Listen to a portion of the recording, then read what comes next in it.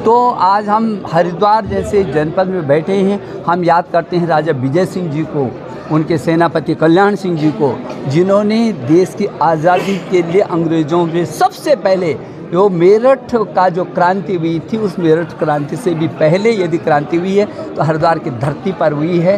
राजा विजय सिंह जिस पूरे गांव के लोगों को अंग्रेज़ों ने पूरे के पूरा उल्टा लटका करके फांसी के फंदे पर लटका दिया था, फिर भी राजा विजय सिंह ने हार नहीं मानी थी। यहाँ वत्स जैसे देशभक्त पैदा होते हैं और वीर चंद्र सिंह गढ़वाली जैसे पेशावर कांड का महानायक पैदा होता है। आज हमारा जनरल बिपिन रावत जो हमारे बीच नहीं रहे लेकिन पहले सीडीएस बने और दूसरे सीडीएस आज इसी धरती का सपूत अनिल चौहान बने हैं। देश की पहली पंक्ति में, सीमाओं पर पहली पंक्ति में अपनी प्राणों को हथेली पर रख कर के कुर्बानी देने वाला ये मेरे उत्तराखंड का नौजवान है। और हम उनका भी इस अवसर पर जिन्होंने भी देश की आज़ादी के लिए और देश की एकता और अखंडता के लिए अपनी कुर्बानियों को दिया, उनको भी याद कर रहे हैं। हम अटल जी को विशेष करके याद कर रहे हैं कि उन्होंने विषम परिस्थिति में न केवल उत्तराखंड राज्य दिया, विशेष राज्य का दर्जा दिया और औद्योगिक पैकेज दिया। और इसी कारण आज हमारा हरिद्वार का इतना बड़ा सिडकुल, जो मुझे लगता है कि पर्वतीय क्षेत्र में कहीं दूर दूर तक, इन राज्यों में आप दूर तक सोच भी नहीं सकते, होना तो बहुत दूर की बात है।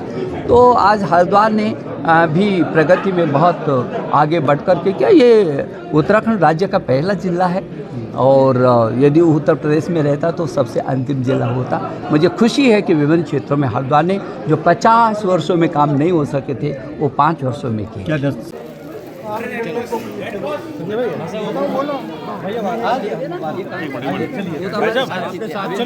अरे वर्षा भैया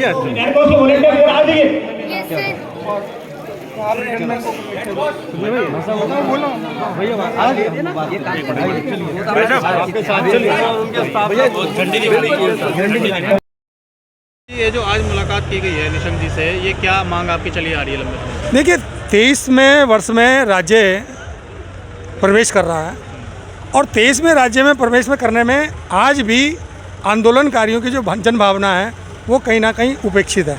मैं स्पष्ट रूप से कह देना चाहता हूँ, निशंक जी ने कहा कि नया सवेरा आएगा, निश्चित रूप से जो हमारे नए सपने होंगे उनको पूरा किया जाएगा।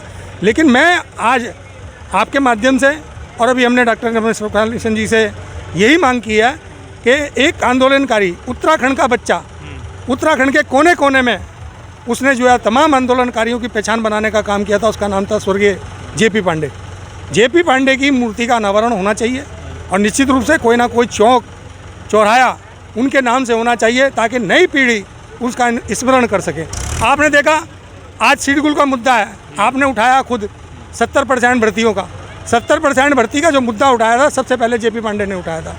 और निश्चित रूप से मेरे को कहने में कोई संकोच नहीं है कि पूर्ववर्ती सरकारों को जगाने के लिए जेपी पांडे हमेशा प्रयास किया करता था।